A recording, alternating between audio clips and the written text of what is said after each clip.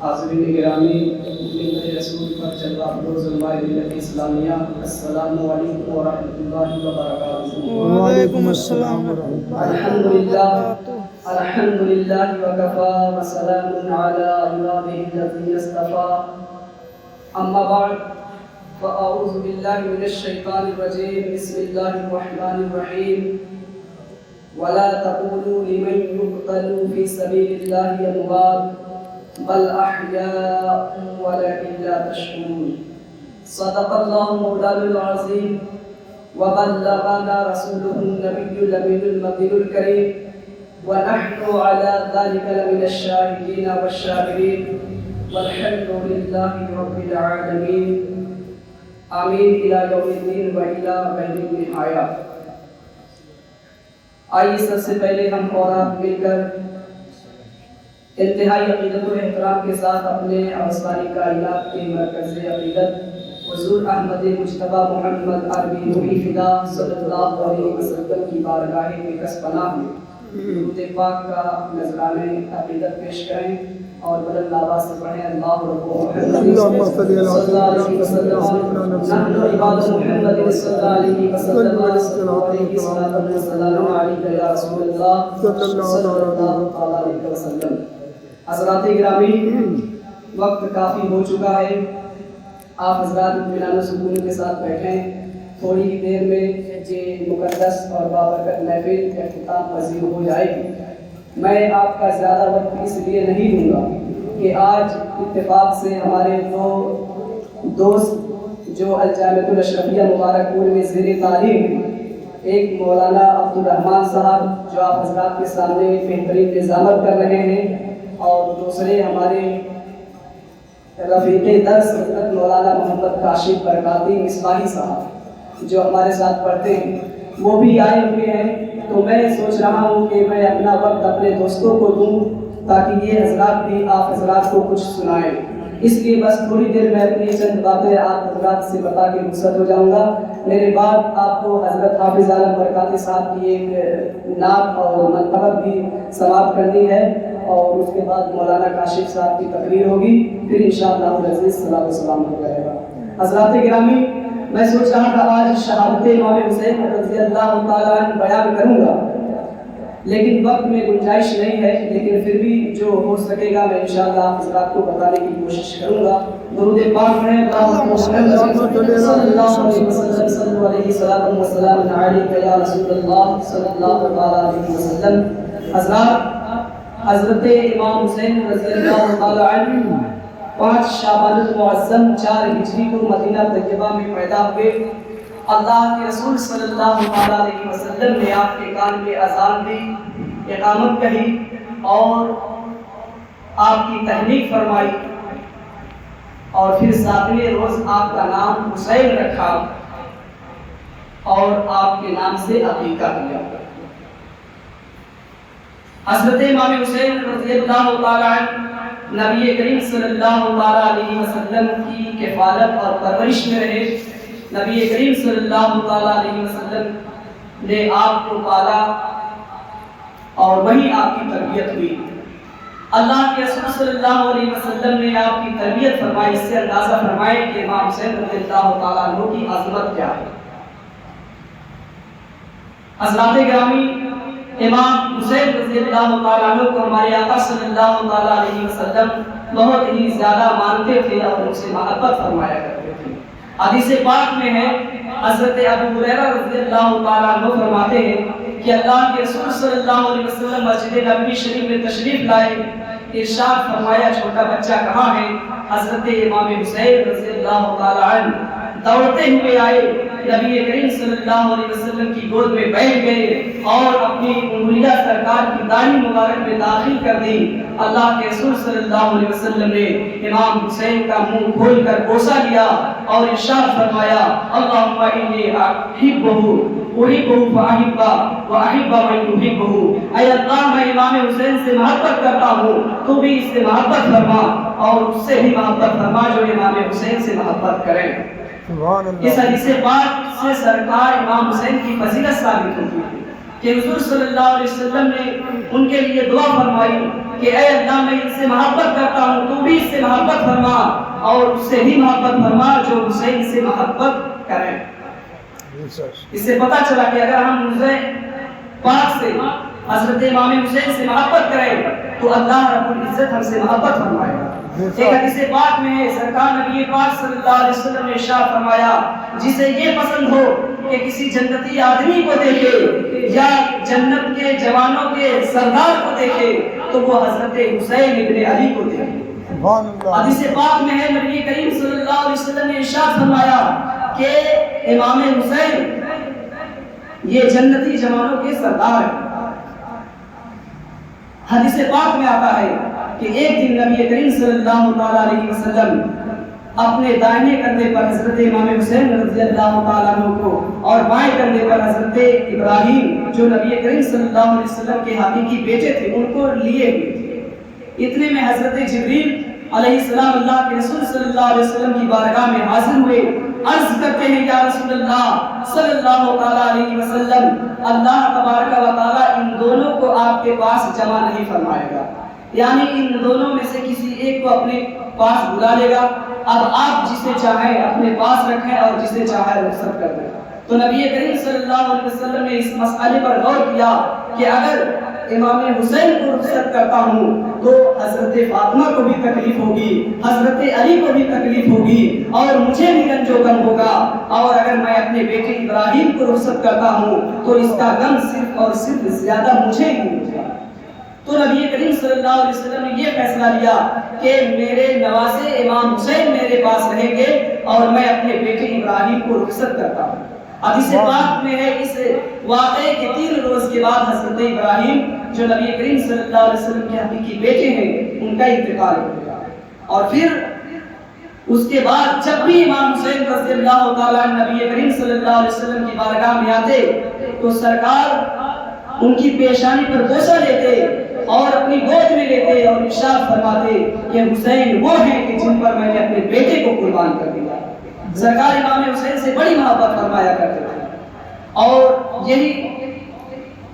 حدیث اسی معنی میں ایک اور روایت ملتی ہے، حضرت ام الفضل رضی اللہ تعالیٰ عنہ فرماتی ہیں کہ میں حضرت امام حسین کو گود میں لے کر سرکار کی خدمت میں حاضر ہوئی اور امام حسین کو نبی کریم صلی اللہ علیہ وسلم کی گود میں دے دیا۔ اس کے بعد کیا دیکھتی ہوں تھوڑی دیر کے بعد کہ کونین کو مسکراہٹ دینے والے آقا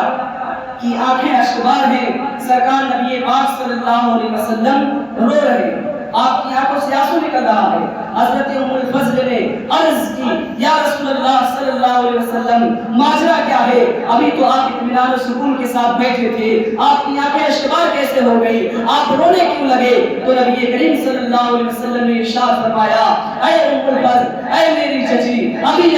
حضرت جبریل امین نے آ کر میرے پاس خبر دی کہ میری امت میرے اس فرزند کو شہید کر دے گی۔ تو حضرت ام الفضل نے عرض کیا یا رسول اللہ اس فرزند کو،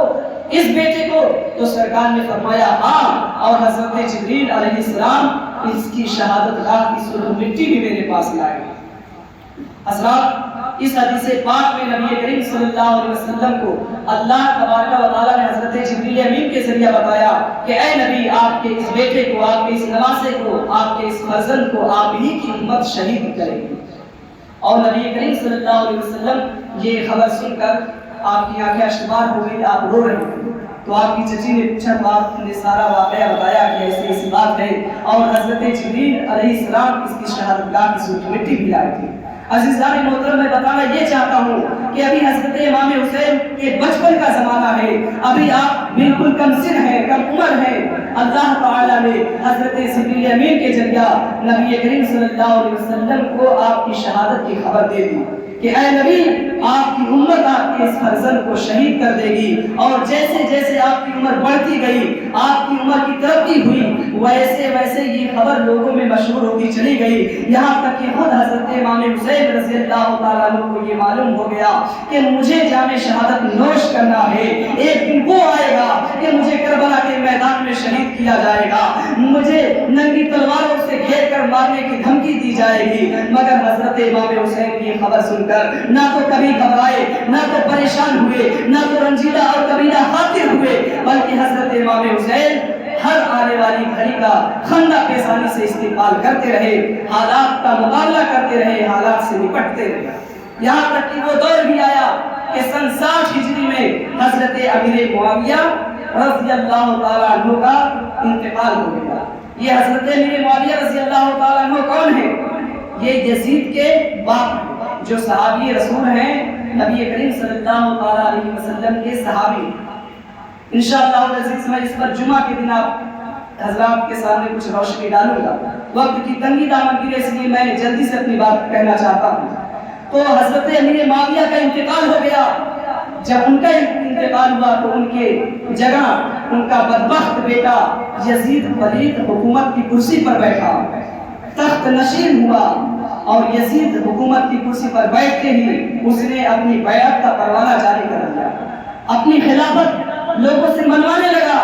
اور لوگوں کو خط لکھ کر بھیجنے لگا کہ میری بیعت لیجیے، میری خلافت لوگوں سے قبول کروائیے۔ عزیزان محترم، یزید چونکہ فاسق تھا، فاجر تھا، شرابی تھا، بے نمازی تھا، عیاش تھا، بدکردار تھا اور بدزبان بھی تھا،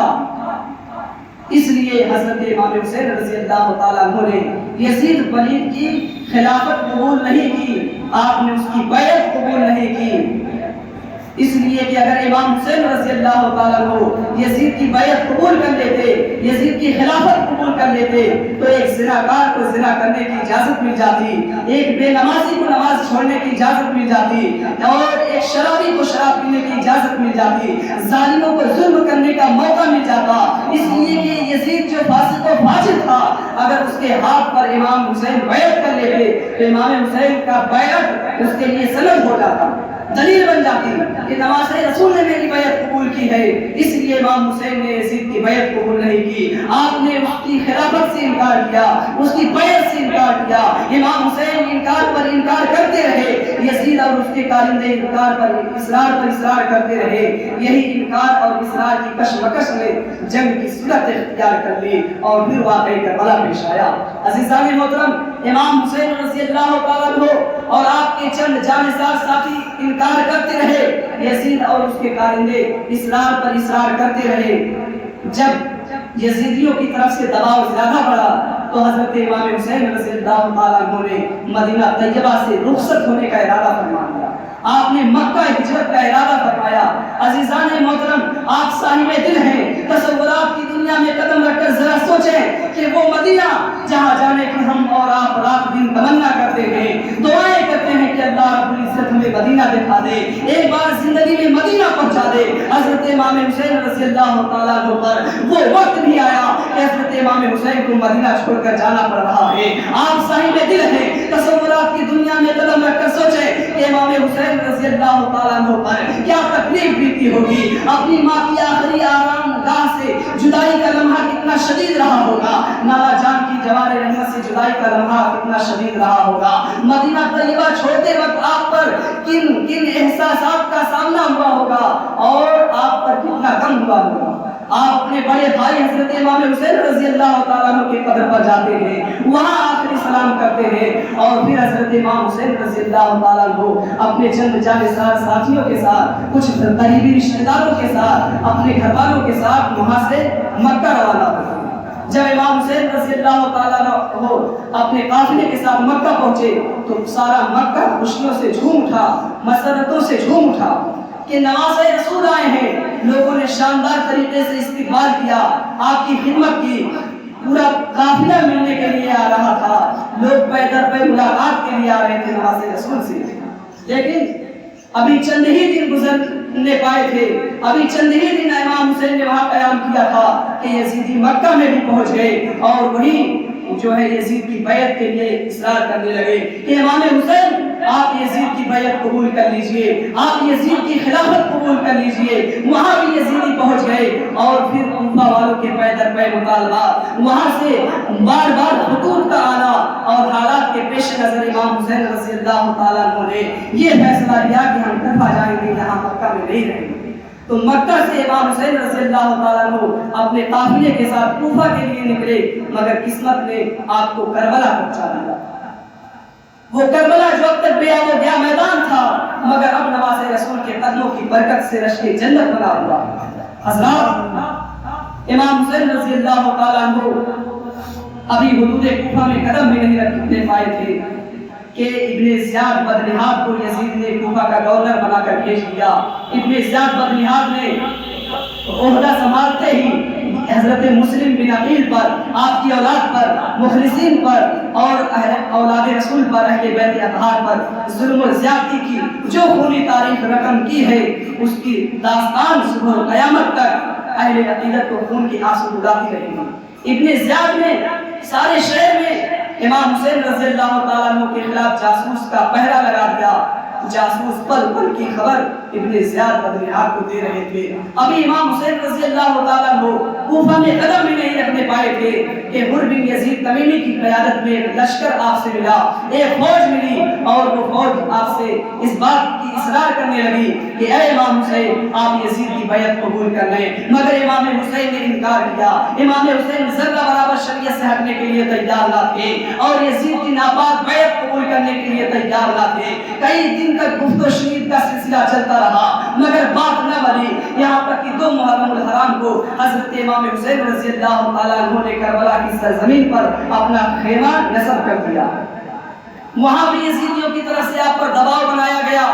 اور پریشان کیا گیا مگر امام حسین کی طرف سے کوئی لچک نظر نہ آئی، کوئی جھکاؤ نظر نہیں آیا۔ تو یزیدیوں نے 7 محرم الحرام کو امام حسین پر پانی بند کر دیا، آپ کے خیمے پر پانی بند کر دیا اور نہر فرات پر پہرا بٹھا دیا کہ کوئی بھی حسینی اس دھار سے پانی نہیں لے سکتا ہے، نہر فرات سے ایک بوند پانی نہیں لے سکتا ہے، اس لیے کہ یزیدی جان رہے تھے اگر ایک بوند پانی بھی خیمہ حسین میں پہنچتا ہے، ذرہ برابر ہی پانی خیمہ حسین میں پہنچتا ہے تو نتیجہ قہر عزت جلال کی صورت میں نازل ہوگا۔ اس لیے ان لوگوں نے پانی بند کر دیا۔ امام حسین رضی اللہ تعالیٰ عنہ مہینے سے سفر میں تھے، کھانا پہلے ہی ختم ہو چکا تھا، 7 محرم الحرام کو پانی بھی بند کر دیا گیا۔ یزیدی سوچ رہے تھے اب تو امام حسین جھک جائیں گے، اب تو یزید کی بیعت قبول کر لیں گے، اب تو یزید کی خلافت قبول کر لیں گے، مگر واہ کردار حسینی ایسے موقع پر بھی حضرت امام حسین رضی اللہ تعالیٰ عنہ نے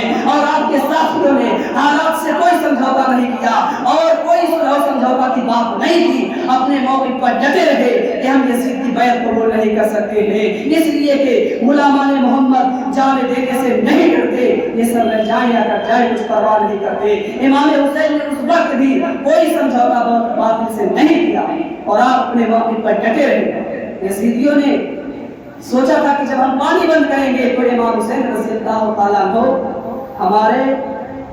بات مان لیں گے، ہماری طرف جھکیں گے، ہماری طرف لچک نظر آئے گی، مگر امام حسین رضی اللہ تعالیٰ عنہ کی طرف سے کوئی لچک نظر نہیں آئی۔ عزیزان محترم، بات لمبی ہوتی چلی جا رہی ہے۔ عزیزان محترم، 7 محرم الحرام کو یزیدیوں نے پانی بند کر دیا۔ اب اہل بیت کے جو لوگ تھے وہ پانی کے لیے ترس گئے، پانی خیمہ حسین میں بالکل نہیں رہا، مگر اس وقت بھی آپ کے نہ تو خیمے سے کسی نے کہا، آپ کے اولاد میں سے کسی نے کہا، آپ کے ساتھیوں میں سے کسی نے نہیں کہا امام حسین یزید کی بیعت قبول کر لیجئے، یزیدیوں سے سمجھوتا کر لیجئے، ہم پیاسے مر جائیں گے، کسی نے کچھ نہیں کہا، بلکہ ساتھیوں نے آپ کے ساتھ جانثاری کا ثبوت پیش کیا۔ عزیزان محترم، امام حسین رضی اللہ تعالیٰ عنہ جب 10 محرم الحرام کی تاریخ آتی ہے اس سے پہلے 9 محرم الحرام کو عصر کے وقت یزیدی فوج خیمہ حسین کی طرف آ رہا تھا تو حضرت زینب نے کہا امام حسین سے دیکھیے لشکر آ رہا ہے، تو امام حسین نے حضرت عباس علمبردار سے کہا کہ یزیدیوں سے پوچھو یہ کیا چاہتے ہیں، تو انہوں نے اپنی بات بتائی، ہم یزید کی بیعت قبول کروائیں گے، یزید کی بیعت قبول کرنی پڑے گی، اگر نہیں قبول کریں گے تو ہم جنگ کریں گے۔ امام حسین نے کہا حضرت عباس علمبردار سے کہ 1 رات کی مہلت لے، تو حضرت عباس نے کہا آج رات ہمیں چھوڑ دیں تاکہ ہم اللہ رب العزت کی عبادت اور ریاضت کریں گے، بندگی کریں گے، نماز پڑھیں گے، اللہ رب العزت کی بارگاہ میں دعا کریں گے۔ تو ان لوگوں نے بات مان لی اور 10 محرم الحرام کی جو رات ہے وہ امام حسین رضی اللہ تعالیٰ عنہ کو ملی۔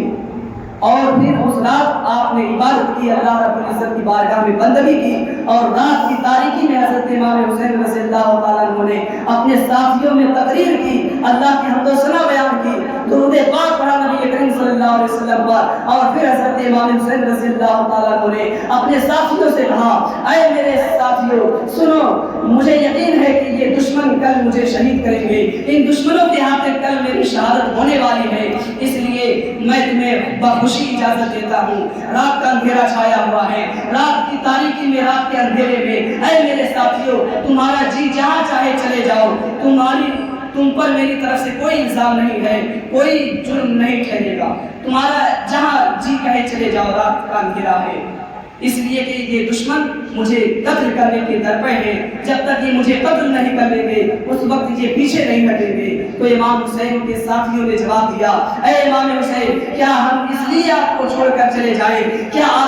ہم آپ کو اس لیے چھوڑ دیں اور رات کی تاریکی میں ادھر ادھر چلے جائیں آپ کو چھوڑ کر کہ آپ کے بعد ہم زندہ رہیں گے؟ اللہ رب العزت ہمیں وہ دن نہ دکھائے کہ ہم آپ کے بعد زندہ رہیں۔ ہم تو اپنے بازوؤں سے، ہم تو اپنے ہاتھوں سے، ہم تو اپنی پیشانیوں سے، اپنے سینوں سے آپ کی حفاظت کریں گے، آپ کو بچائیں گے اور یزیدیوں سے لڑیں گے، یہاں تک کہ ہم اپنی جانیں قربان کر دیں گے آپ پر۔ حضرات، امام حسین نے اپنے ساتھیوں سے کہا کہ یزیدی مجھے قتل کرنا چاہتے ہیں اور چھوڑیں گے نہیں، اس لیے میں آپ کو اجازت دیتا ہوں، آپ جہاں جانا چاہیں جا سکتے ہیں۔ مگر امام حسین کے ساتھیوں پر آپ قربان جائیں۔ ساتھیوں نے کہا امام حسین یہ ہم سے نہیں ہو سکتا ہے، ہم یزیدیوں کا مقابلہ کریں گے یہاں تک کہ ہم اپنی جانیں ان پر قربان کریں گے۔ حضرات، انشاءاللہ العزیز میں پھر جمعہ کو آپ حضرات کے سامنے تقریر کروں گا۔ میں اپنی بات کسی پر ختم کرتا ہوں، وقت زیادہ ہو گیا ہے۔